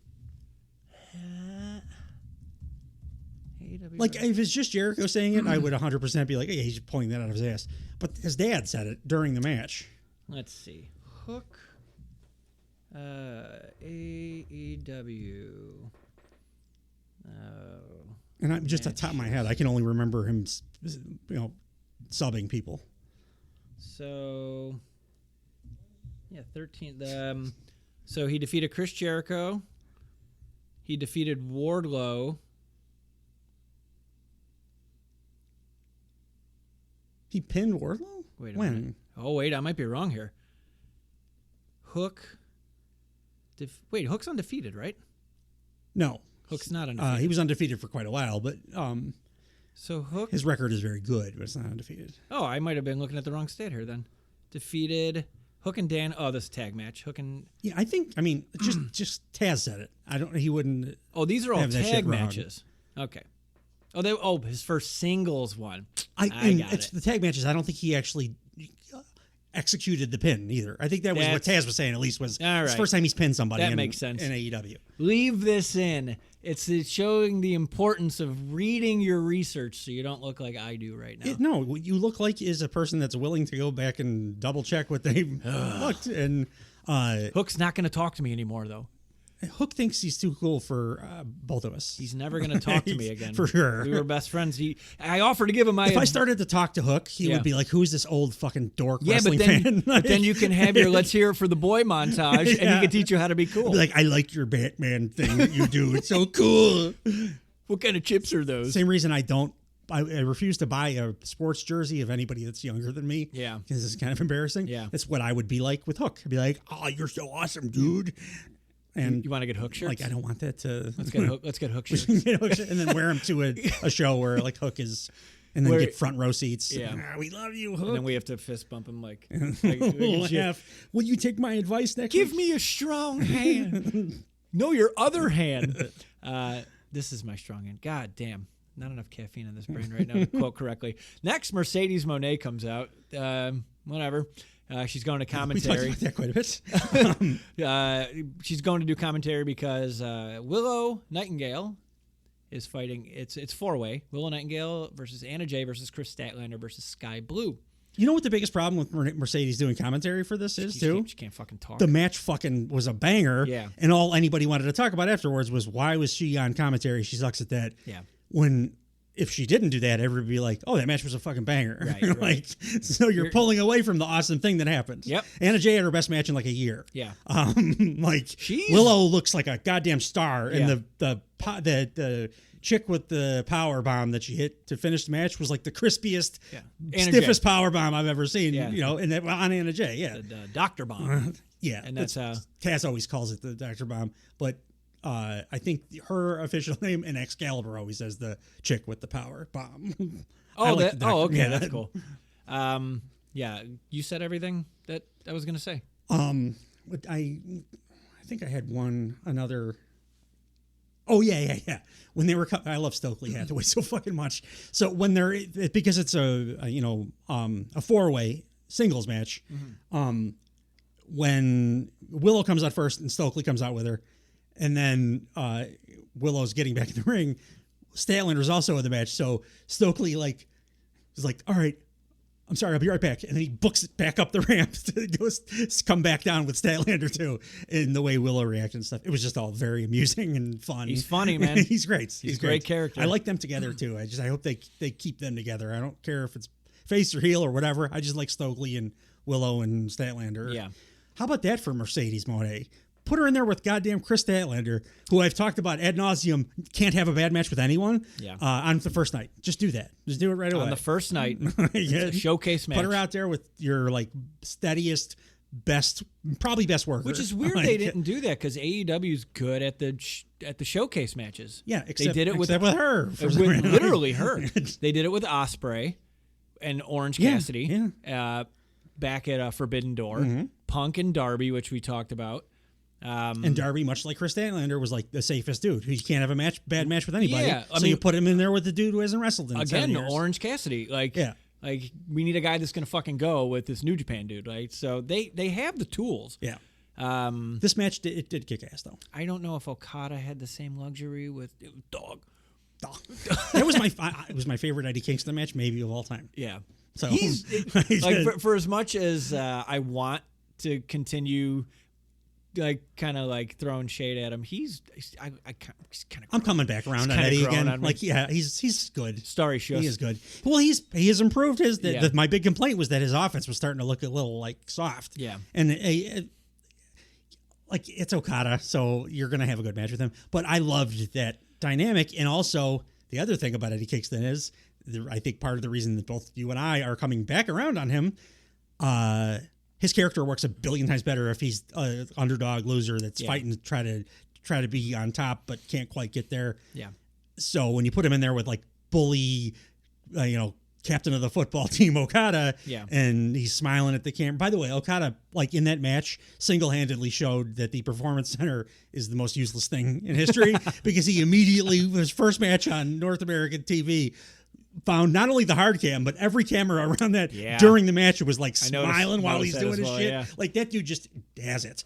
It was great. But like, that's where Eddie's better. Like going up against the douchebag who's kind of above him, and sees themselves as above him, and he's carrying around 3 championship belts, which I also think he's going to lose the Ring of Honor one to Mark Briscoe pretty soon. Hope so. I haven't watched any of the Ring of Honor shit because it's Ring of Honor, but I keep hearing that that's the program they're going to do. So good. I like Mark Briscoe. Yeah. Like, I would like him to move up the card some. Yeah. And Eddie's just better fighting up instead of you're fighting not wrong. down, right? Like, and I say I hope he loses because I want all the Ring of Honor titles off of AEW I want them television. gone. I don't care about Ring. I just do not care about Ring of Honor. No, but let's start the process. Yeah. Let's get them off of television if they have to go to guys that are exclusively on Ring of Honor. Hope is the first step in that process is going to be the unification of the trios, because that's going to happen at the pay-per-view, I'm pretty sure. Yeah. So then just eliminate the one, like make it one belt. They were really abrupt with that too. So what we're talking about is the Bang Bang Scissor Gang has imploded, and they're clearly going to. That was actually a very cool turn the way they did that too. It was after the Jay White's Darby Allin match was supposed to be right before Darby was leaving to go climb Everest in real life. Jay White's, who's been kind of doing babyface, but not really because he's been mugging at the camera the whole time, as I've said. He was going to Pillmanize Darby's foot. Right. And the Acclaim came out and they're like, he's going to climb Everest. You can't fucking do that. This dude's like, he's about to go climb Mount Everest. He's going to die if you break his foot. Just turned out that he also actually broke his foot in this match, so it fits into the story. But that was kind of a ploy to get Billy Gunn to come in the ring, so that they can basically hit him with a chair and his sons could tell him he sucks ass and complete the heel turn that very obviously was coming since they started this he loves to week 2. Loves to love him, loves to kick him, loves to stick. He doesn't love to suck him. Go check out our Turnbuckle Time Machine episode from this week to hear me perform most of I'm an Ass Man. Did a good job. I loved it. Yeah. I wish if we put a metronome underneath that, man, you can print money. But yeah, the wrestling gods have heard our cry to do something with all the guys in that faction, which have basically been sitting idly, expecting us to just care about that potential breakup via osmosis. That one angle on one show, though, it fired them all into particularly the Bullet Club side of it, but that was okay, Jay White already is the most evil motherfucker again ever, and the Ass Boys are the best kind of douchey prick sidekicks again, which is what they should all of 100%. Them should be doing. Yes. Now just get rid of Billy Gunn and let the Acclaim go into the tag division. Be a happy man. Just get rid of the trios titles completely and let the tag division be really strong. I'm okay with that too. I would much prefer that. Backstage, Renee was interviewing Dustin Rhodes, who's 3-1 in 2024 somehow. Yeah. I watch every show, and I can think of one match, I think, from this year. They're probably all Rampage matches. It's got to be all Rampage. Yeah. Because the only one I can think of is the when he tagged with the Iron Claw kids. That doesn't count as a... Oh, wait. Yeah, they're not highlighting, because what did it... They highlighted somewhere on the show, so-and-so is... I don't know, 10-0. Let's just say for the sake of argument. Anna Jay was she's got 78 wins in AEW. I'm holy shit. This year? Jesus. They're not really differentiating singles wins, trios wins, tags wins. You gotta listen to how they say it. They definitely do I'm 3-1 this year. The graphic on the... Oh, they didn't put... No. Because on the website, the rankings and shit, they do differentiate. Yes. So they should be doing the on TV. They're usually really good about it on TV. But if I think of who it was... My guess is the Dustin thing. They're obfuscating that intentionally because the truth is he's probably won 3 multi-mans, right? Yeah, you're not wrong. Dustin says he's as passionate as ever, and then the Butcher walks in. I'm always an appearance from the Butcher is always a welcome thing from me, but this one particularly because he comes out and Dustin immediately is like, "Oh Jesus, your breath stinks," kind of thing, and the Butcher's like, "It's my mustache. It's got its own musk." I love him so much. They're gonna have a rampage. They're gonna have a rampage. It'll be great. It's gonna be a bunkhouse match. He referenced they had an awesome bunkhouse match like 3 years ago. They referenced it, and the only reason they would reference it again, I have to. Why would you bring it up again? Hey, we had a bunkhouse match. Now we're gonna have a regular match. Yeah, why would you slide downhill? It's on Rampage. So I probably won't see it, but that might be one that if I hear some good buzz on it, I will go back and watch Rampage. That's usually what I do with Rampage these days, just because we have so much freaking wrestling to watch. Yeah. If I hear, like I saw when Kyle O'Reilly was on, I think. Yep. I went back and watched that. Or maybe that was Collision. So I did watch that whole episode. But you watch Collision a couple week? of times. I try. Most weeks I will. I don't watch it the way that I watch Dynamite because I know I'm not going to talk about it the way that we talk about Dynamite. But I'll usually at least do like the past, like what I do with WWE stuff if I'm not talking about it, basically, where I'll do a pass through, see if interesting stuff happens, and then if I see something interesting as I'm kind of fast forwarding, I'll go back and watch that in real time. Yeah. I would love to watch it, but it's just too much wrestling. Also, too, and then you add in The Rock doing half-hour Twitter promos. Exactly. Like, I'm like, which now I miss. Fucking like, we'll talk about it on the WWE, but like, that's become such a staple. Now I'm like, where's my Instagram promo, Rock? Like, what the hell? You're reading my mind. I'm thinking the same. It's like, and then I feel like not tech savvy. If I don't see it, I'm like, wait, where is it? Why did my phone get it? Did this miss my feed somehow? Yeah. The next was a video promo. Tony Storm is with Ben Makowitz. Yeah, it's the Turner Classic Movies guy. Yeah, he's the host. I wonder if did they film this back when because he did, it was great, and he came out and did the intro for Tony Storm, I think it's 2 pay-per-views ago or something. I wonder if they like shot it then. It could have. Because it was kind of out of nowhere. It also accomplished nothing. It was weird. I don't know. It's fine. I rewound it a couple times just to see like, hey, contextually, is this accomplishing? And I think it was just to keep Tony Storm and that character on TV in people's minds. That's it. It didn't advance. That's why I thought maybe it was taped. It was very odd. Bumped up right against that is the Swerve video package. So it was it was the second one. We got the Takeshita one earlier. Swerve's video package promoting the #1 contenders match tonight with Takeshita. So again, at this point, I'm like, I don't know if I want Swerve to win because I'm really loving Takeshita. Like I said, I want Swerve to win, we'll talk about it in the meat of the match. But I've been a little bit worried about Swerve because 2 things have happened kind of concurrently in the last 3-4 weeks. Swerve is not an awesome promo. No. He's a good promo. He's awesome at everything else. Yes. But he's just not an awesome promo. And he's been doing a lot of promo stuff, so it's kind of like focused on that. So to me, I mean, in the house, he's not lost any heat. But for me, he's lost a little bit of heat because the stuff that he does best, he wasn't doing. And then concurrently along with that, they just happened to bring in the biggest fucking supernova star, like natural top guy I've ever seen in my entire life, who's every show is just killing it. Is 100 out of 100. Incredible no matter what he does. Yeah. So it was like, man, is Swerve moving down? That's my favorite thing that happened on this show is it was like an iron sharpens iron thing. It's what I was hoping he would do. Yeah. So I think Swerve stepped up, and this was the first time that I think he outperformed Will Ospreay a little bit. Like, I mean, they both were fantastic. Yeah. But Swerve. Oh, on the show. Yeah. Like, he needed to have an episode where he felt like the bigger star, and he did. Yeah. The crowd was going fucking bananas for Swerve. This was Ospreay's weakest of 3. Yes. But like the first 4.75 star. Yeah, the first 2 were like unbelievably perfect. But Swerve needed to have one of these performances where like he feels like a star again. Yeah. Which is the first time in a few weeks that he's felt like the star. I was really nervous to say this, but you said it. I'm like, I think Swerve's cooling off a little bit. No, I felt it. I was nervous to tell you. I don't think he was cooling off in the rooms. he was still getting the pop, and like No, but like you said, reactions here. But in for your me, head. I'm like, Yeah. you're not he like when he was absolutely hitting on all cylinders.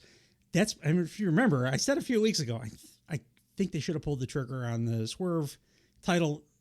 I would have done it like way earlier. Yeah. Because I would have done it at the peak and then had him lose it and then let him chase, because I always want to, babyface chasing the heel. But I am even more fired up now because, like, Rock and Austin always did the thing where they always talked about we were only as good as we were because we were competing with each other at all times. Yep. And the iron sharpens iron, right? You're not wrong. And like, I give Wardlow shit for you need to rise to the occasion. You need to grab the brass ring when you have the opportunity to. Yeah. Well, if Swerve's going to be like a top guy or their top baby face right now, you need to do that. You need to, like, in the face of Will Ospreay, this like shining supernova, you need to also then step up and like outperform him once in a while. It's got to be back and forth, and he hadn't been doing it. And here I thought he did, and the crowd responded as such too. Like, I was very happy to see it, because now I'm much more excited for a Swerve potential title victory than I would have been if this episode of Dynamite wouldn't have happened. Which is like the biggest. I think it's the biggest progression story wise that happened on this entire show, even though it wasn't really necessarily a story thing. It was just, we need this guy to step up and show that he can be the top guy. Yeah. No matter what anybody else is doing. He did here, thankfully. Yeah. Which, probably it's a good thing that he was forced into a tougher spot too, because it's going to make him better. Well, also too, you're noticing that, hey, you got Will Ospreay down the hallway. I think he fucking notices too. Yeah. And I'm sure he also keeps hearing more than one time I've heard people suggest and then get upvoted a ton and stuff that they're going to have to do Ospreay Swerve as the headline for All In. Yeah. Which that'll be goddamn incredible. But you need to maintain that heat then the entire that's a long time. That's like August or whatever. It's hard to like maintain. Ospreay can, because that dude is a freak. Yeah. But Swerve needed to show that he can maintain, if he does really want that match, which I would just rather see Ospreay against the heel. But that match will be unbelievable. Yeah. And there's like the desire for it, but you got to prove that you're worthy of headlining the biggest show of their year. Yeah. Or at least as far as attendance and stuff goes. Yeah. You're not wrong. Also, he's stepping wearing gold boots, which I loved. Yeah. I hated that pay-per-view outfit that he had. I like every one of Swerve's outfits. Hated it. It just didn't. He's got so much drift. Didn't match. I don't know. It's that he does the clashing stuff kind of intentionally. Oh, good. It's it like works. Who's the rapper? It's Danny something. He does a real unorthodox. Are you looking at me to know what this is? No. I'm looking in my own brain. I just happen to be looking at. It's gonna kill me. But his aesthetic is similar to what like Swerve goes for a lot of the time. So yeah, the clashing stuff is kind of intentional, and I love it.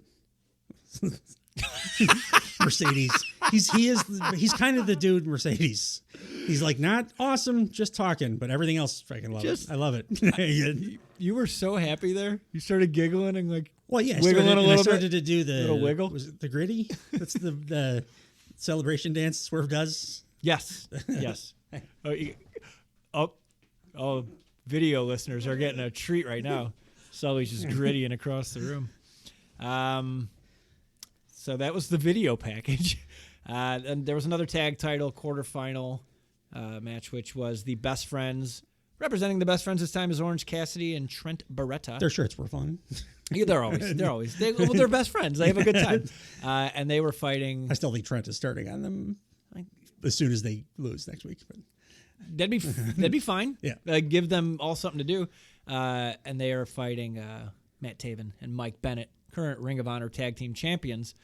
Right away, I noticed that Trent and Taven are dressed like a tag team. They were the most cohesive unit. Like their gear was identical. You know what? I would like that tag team. Yeah.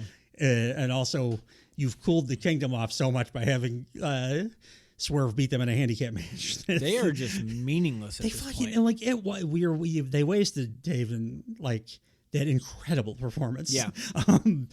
to like put them out there with now, like I mean, I already didn't give a shit about the Ring of Honor tag titles, but like now I really don't, because you've Not even told a me little that bit. they're not really a very good tag team as far as in kayfabe.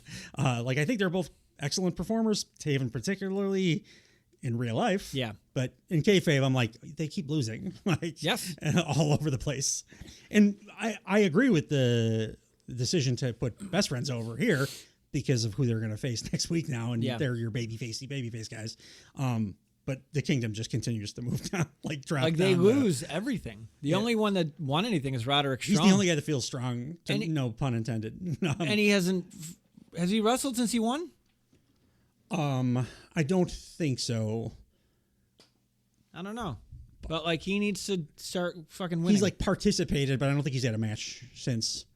I don't feel cooled off on him, but Kingdom, Kingdom, I'm like, you guys are mid card fodder. Do you think they're doing like a purposeful thing where everyone's losing in that faction? They're gonna bring in an angle, but they're gonna bring in like another big bad, like to like lead. I don't know. Like, I don't know what the end game would be, but I had a similar thought. Just that, like, I hope that they're doing all of it intentionally. Yeah. And like, they've been doing so well with everything outside of the Undisputed Kingdom that it feels like it almost has to be intentional. Like, I don't think that they would just not care about only one thing. The Undisputed Kingdom is like it feels like the booking does not care about them at all. No. But cares very much about everything else on the show. Did you see have you been paying attention to what they're doing with Adam Cole lately? I like the video thing, the storybook thing, which it also helps. Then you don't have to see his big boots. Like the cast thing, you can put that off camera and let him talk, which is like he's one of the best on earth at that. And he's just like talking shit about Wardlow. Yeah. Which, get him out of that group. Get Wardlow out of that group. Just... He's not doing that here, dude. I agree. He got squashed in that. Like, okay, it was a competitive match, but how it ended, it was a competitive match that I didn't feel a lot for. No, but and remember what I said going into that. Okay, Wardlow, if you're gonna I don't care if you win or lose, you need to take this match and make it a match that, like, the next day, people and myself being people are going, did you see that fucking Wardlow match last night? And it wasn't that. No, like he tapped out immediately. There was no shenanigans at all. The way he tapped, I was like, okay, they're doing something, I think, because he was like, I'm a pussy. I'm tapping. It was quick. I hope they're doing something. Yeah. And this is where a slow burn, like, make the slow burn coincide with Adam Cole's injury. And take your fucking time. If you're going to do that and there's some payoff that doesn't happen until Adam Cole comes back, like, take forever to do it. That's fine. It doesn't impact anything else on the show. But I just hope that's what they're doing. Me too. And the truth is, if Adam Cole is, like, healthy, as soon as he shows up, I'm like, I'm back in. He's Adam Cole. Yeah. Like, he's awesome. Well, that's what's going to happen. Once he can do shit, I'm like, okay, you can be his lackeys, and I still feel like you're stronger just because you have a healthy Adam Cole standing there. Tell the story now. Like, cause all the tension and, like, weave all, like, cross them all up now. So when he comes back, we already... I mean, maybe that's what we, the viewers, have any idea what's going on. Roderick Strong wrestled on Rampage 2 days ago. Oh, okay. So, but not is Rampage 9 hours long? Because everything that whenever we're like, when did that happen? Oh, it was on Rampage. I thought it was an hour-long program. 1 hour. That was his first singles match. He did have. Oh, that's not bad then. It's been 3-4 weeks since the pay-per-view? He also had a tag match our trios match on March 13th. It was on Rampage. Jesus Christ. Man, that's funny shit. I wouldn't hate if they did break up the Undisputed Kingdom. One, because Roderick Strong used to have an awesome entrance tune, and now he's got that shitty. It's the word Undisputed Kingdom is like one of my least favorite songs in AEW. It just sounds like one of those like mid-card WWE ones that they just shit out. And he used to have like a badass actual kind of metal song. Yeah. But I wouldn't hate it if they just disbanded that and did something with Kyle O'Reilly and Roddy and Adam Cole. Just those They're guys. going that way. It's just those guys, though. Roderick Strong and Kyle O'Reilly are like... I love that Kyle O'Reilly. They're winking at each other. His whole gimmick is like, I'm a sloppy-ass Beverly guy. Did you see the... I think it was the Butcher that called him out on... he did... his like backstage promo segment. He was wearing like a backwards hat. Yep. Oh, that's And coming then up. on Twitter, the Butcher was like, or Cesaro. He's like, I just want everyone to know that the reason that Kyle O'Reilly had a backwards hat on is because the front of the hat had Snoopy on it. And the producer was like, you can't have Snoopy. You look like a child. You can't have Snoopy on your hat.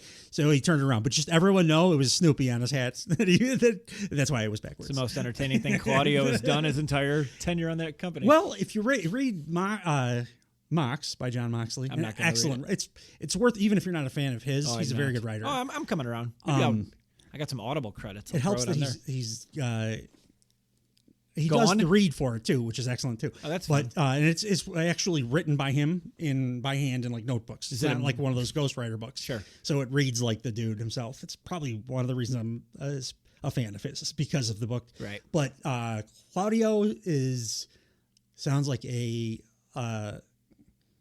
very fun person to be around in a goofy way in real life. Mm-hmm. Doesn't translate to television because he's not. I mean, also that character wouldn't make sense to be the way he is. No, but he does seem like a pretty fun dude. Yeah, I don't have fun when he's on TV.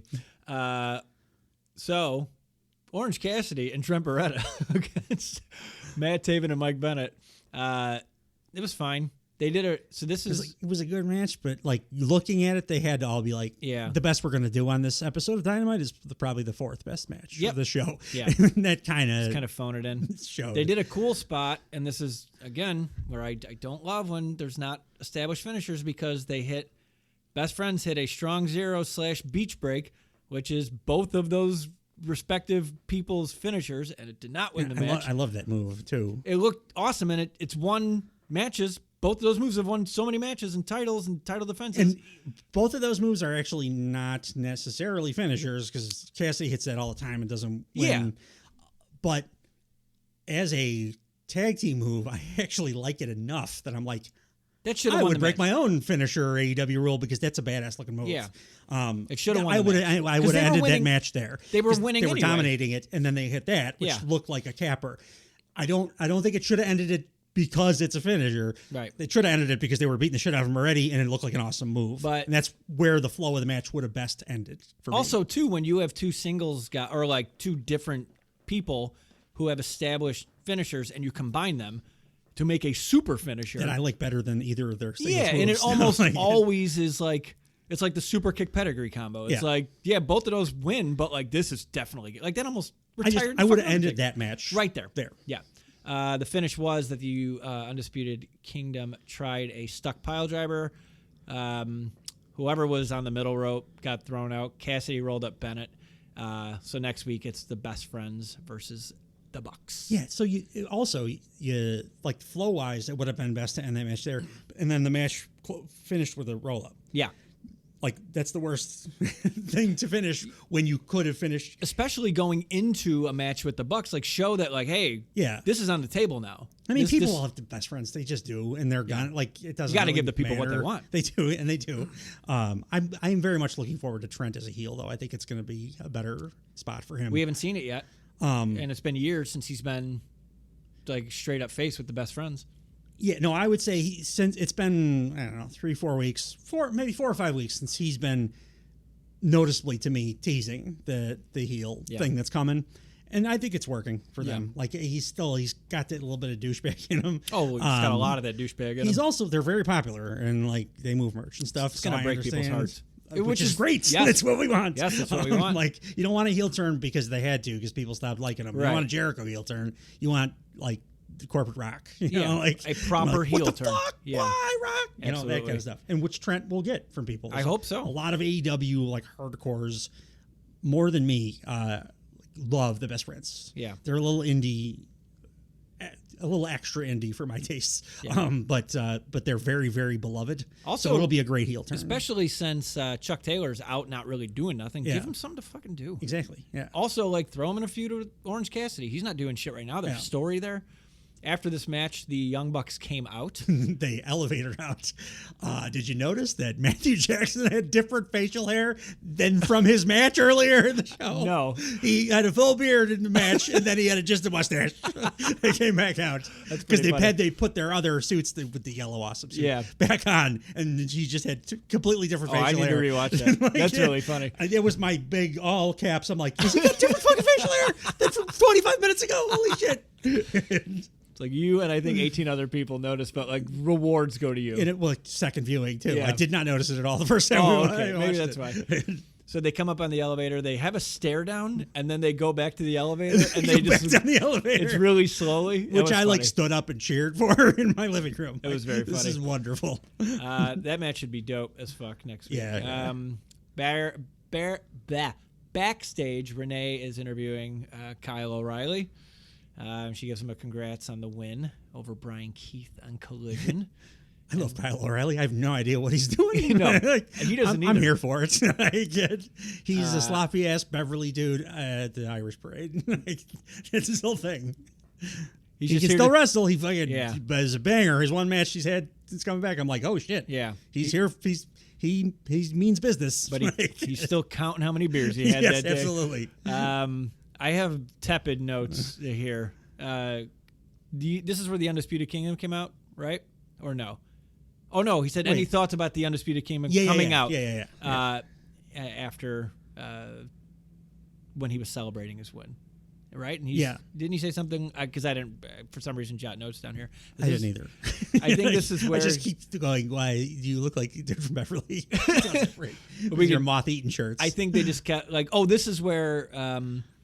basically, Roderick Strong said, like, in good faith, like, hey, if you want to do this on your own, do it on your own. And Kyle O'Reilly went on his own, and he's like, am I going to do this on my own? And, like, you were expecting, That's right. And he has kind of been doing that the whole time. Like, I don't, like, the lack of direction is the story. Yeah. Like, I don't really know myself, because it's been a year and almost 2 years or whatever that I've been away, and I don't really know yet what I also expected Kyle O'Reilly to go into a musical number when he looked off to the distance, like, Can I do this on my own? He's a cheeseball actor. Even back to NXT days. Does he want to build a cool Kyle? Next was another video package. It shows Adam Copeland and Christian's last man standing match from last week. Which I liked way better than I expected to. After their first one, I was like, I'm going to be done with this. Yeah. But then they had the match, and I was like, no, fuck it, I'm all in. Yeah. This is the most Canadian thing I've ever seen. It's great. It's the fact that they put Adam Copeland put a Bruins jersey on Christian, got massive boos. They did a nice job of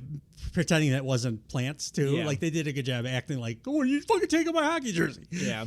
Edge, by the way, came out in full Toronto Maple Leafs, like, regalia. head-to-toe gear, like, in Toronto. Which he usually does in Toronto. Yeah. He does, I don't know what he pays for, because everybody does their own gear. Edge, his gear is always on point. Yeah. Like, WWE, AEW, doesn't matter, especially for big matches. He does it up, like top to bottom. Yeah. I think he gives that shit away for charity. Well, there you go, then. Like right after the match, All right, good. I'm glad he won then. Yeah. And I'm kind of glad he won. Like Me too.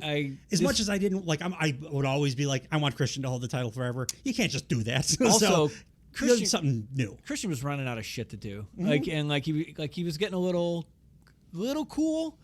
Like he's not talking as much as he doesn't. Yeah. Like, well, he's one of those guys that I don't think you need to keep heated up, because like you give him a microphone one time and it's right back. He's right back. 100%. Yes. But I do agree that it's time to do another thing. Like even if it's add somebody to the group or whatever, just something different than like Edge. And this was that match was a great way to cap it off. Yes. Yeah. I enjoyed it. They're promoting Collision, so he's going to do a Cope Open, which I enjoyed his first. Outside of this stupid ass name. What did you call it one time? You had a better name for it. The Rated R Seminar. But better. Which is basically the TNT Championship Open Challenge. So we'll see who he fights. They're doing the East bracket quarterfinals. They could not have put more qualifiers on the top of the Northeast bracket semi quarterfinal. It's like basketball. It's just final 8. Just say last 8. It's FTR versus the Infantry, and then Top Flight versus Big Bill and Ricky Starks. The Infantry, who got a very big surprising victory on Must have been on Rampage. Collision. Oh. House of Black. They beat House of Black. Oh. Like out of nowhere. Okay. I mean, they've been getting, I guess, like kind of the Rampage push. Right. And moved up to Collision and then like won like the main events on Collision against House of Black. Okay. Well, they're going to lose to FTR. Yes, so, they are. Yeah. Yes, they are. As well they should. Because it's FTR. And then there is The Righteous and Lance Archer versus Shibata, Claudio, and Bryan Danielson, which prompted the top of the episode rant about me not wanting him on my television for meaningless bullshit like a Lance Archer match. Danielson wants to get his rocks off. He gets to be in a match. The match Righteous with Shibata. Then fight Shibata. Because he probably hasn't been in a match with the Righteous yet. And he's like, I want to work with those guys. I'm Bryan Danielson. All right, this is my year of away at Europe. Great. This is why we need house shows in this company. Because he can no. He can tour the country wrestling whoever the fuck he wants every night of the week, and I don't have to look at it. But the reason is the only way that I can justify being a fan of the style of wrestling that they do in AEW, that I love oh so much, is because they only have to do it like once every couple of weeks. If they had to work a full like old school WWE or even a current WWE schedule where they're working 5 days in a week, they couldn't wrestle the way that they do, or they would all be very badly injured. You're right. You're right, and I agree with you. I need this asshole off my TV. I love him, and I need his gap year to end so they can hopefully I really do hope they give him a title. Like I don't care if it's super short. Yeah. It just is better for everybody if Bryan Danielson's been your world champ for a little bit. Like I do want to see him at the top of the card. I also kind of want to see Shibata get moved up to the top of the card now that he's fun. Feels like he's healthy for the first time. Well, you've also seen him enough. Yeah. So where he's like it's been ramping up too. Like he hasn't in a North American audience. Yeah. And he's been getting more and more comfortable, like taking shots to the head and stuff. And I feel like the Ospreay match was like, okay, he's basically Shibata again. He's the guy that like I loved from 2017. Mm-hmm. He can do that shit again. And if that is the case, then like that dude's a main event type of talent to me. I mean, it showed in the opening match. Like it was a great match, and he's just a totally different style than these Japanese guys. Danielson wants to work a multi-man with him. I don't want to talk about this anymore. It all comes from a place of love. Like I 100% understand. Like I'm not mad at. He's a weird little dude though, like, and he's probably gonna like when like the shit that we were complaining about, like the Tony Khan bad decision making as far as like what venues to book and the few like story things that he stumbles on. When that shit gets fixed, is probably going to be when Bryan Danielson takes over as the head booker, which he's going to do, I think. I'm great with that. I'm great with that. One more promo was the Dynasty promo. So the 3 matches we have so far are the finals of the tag team tournament. The TBS title is Julia Hart versus Willow Nightingale. And Willow's got to win that. Yeah, I hope so. I mean, she had a bunch of shots, and she just constantly stays over. She's like fucking Dusty Rhodes for the women's division. Yeah. She's just over, always. She also died, I realized, because I was thinking about the, with the Swerve stuff I talked about being in mind where he occasionally stumbles on promo words and how Ospreay never does. I'm like, Willow's never like had a slight misstep on a promo at all. And they never talk a lot. Yeah. She's incredible. Like she is just an awesome performer. It's time to put a belt on her. Like, also too, like you look at the other side of the coin, what if they don't, what is Julia Hart doing? Yeah. So this just feels like it's an inevitability. And then you have Ospreay versus Danielson. Look at that. It's just fun to read that. The next match is the main events of the evening. Brought to you by Snacky Smokes. Really felt. It felt like a main event too. Right. Takeshi's just got that. He's just so cool. I miss his brown noise music. I think that's technically Don Callis' music. The brown noise? So I think that still is there. It's okay. Takeshi, when he's wrestling on singles, he gets his own, which is like an offshoot of the brown noise, kind of, but more conventional music. Yeah. All of my notes, I have little like special like key like things that I do for just moves. It's just all special moves. Yeah. That's the entire... I've realized that my Takeshita notes are almost always not anywhere near the like level of specificity of any other wrestler, because his matches are so goddamn entertaining. Yeah. That I'm like, I'm just gonna watch this again. Even like second watch through, I'm like, I'm just sucked into this. It's awesome. Yeah. So I'll have like, my note will be like for this match was, Takeshita's elbow strike is like a goddamn Attitude Era unprotected chair shot to the head. Yeah. And that's what it feels like. Like, it's so impactful that that's what it feels like. Yeah, like, absolutely. He's just awesome. And then like I had a couple of spot things because there were some pretty impressive spots here. The swerve stomp, pop-up stomp. I'm like, he got like a 45-inch vertical. Jesus Christ. Yeah. That was awesome. And Swerve did a few things like that, but then the last 5 minutes, they really got the like New Japan build to the last 5 minutes, and then the crowd was just in a frenzy for the entire last 5 minutes of this match, which ruled. So, but no, it's all. I mean, there was a hanging DDT where Takeshi's like off the rope, and his legs were like not. It looked like natural because he like didn't look set up, and then he just got stuck from the middle rope to a DDT, and it looked amazing. Takeshita, when he gets spiked like that too, it's not like even like Pac or Kenny Omega or Rob Van Dam back in the day where you like spiked on your head where you bounced out. He like buries his head into the canvas like he's getting his neck broken. I have no idea how he doesn't break his neck. He does it all the time though. Yes. So he's doing something. He's very good at never it. Gets hurt. So he's doing something tricky, like pro wrestling-ish, dark arts. I love it. Yeah. But it looks like he's going to kill himself all the time. Like, it's unbelievable. It's amazing that he's from the same place as like if mid 2000s Vince McMahon had his hand on Takeshita, he would make him a samurai. He would absolutely make him like a shifty-eyed, evil foreign guy with a geisha girl. Jesus Christ! Again, if you have not, we just simultaneously posted along with this our review of the Great American Bash 2004. A lot of Vince. A lot of meat on that Vince bone. There was a spot where I think Swerve was going for like a front roll into, I don't know, like a flatline or something like. And as he was rolling up to go hit a second move, Takeshita timed it perfectly and he hit him with a rising knee. Yeah. It just looked animated. There was like 2 or 3 different times during this match. Like one of my only criticisms ever of Swerve in ring is that some of his stuff takes a little bit longer than I would like to set up, because he does all that unconventional like rolly stuff that all looks great. Occasionally it takes a little longer and the opponent has to kind of stand there. Takeshita like 2 or 3 times, and this was one of those times where he was like standing there, but it was because he saw that it was going to take a minute, and he was like setting him up to fucking hit him with one time was a Death Valley driver, and this time was like a brutal ass knee. Yeah. Like, it worked incredibly well. Yeah.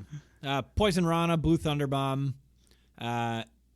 He did Swerve did a pop-up power bomb into a Swerve. Yeah. Oh no, pop-up. He dodged a pop-up power bomb. Yeah, it looked like it would have been him taking the pop-up power bomb, but what it turned out being just Swerve jumping the height of Takeshita's head and Swerve stomping him on the way back down. My universal and perpetual criticism of Swerve, it's kind of an offshoot of what you just said. I hate how long it takes to set up the Swerve stomp.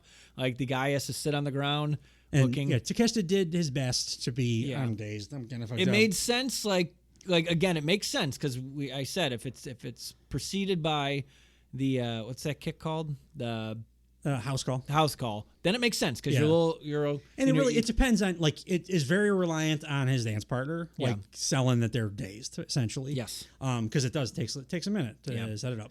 It's a badass move. To my surprise, Takeshita like lost like clean as a goddamn whistle. JML driver. Yeah. They're calling it. What do they call it? They're not calling it the JML driver. The last few weeks I've noticed. What? It's the new name is like it fits his shit. It goes in line with all this other stuff. But like it was called the JML driver. It was like an indie kind of thing there's like a joke online. He won't tell anybody what it stands for. So I understand why they would want to move it more in line with his current character or whatever. But I forget what it is. They called it something else. Well, we got to learn that name now. Yeah.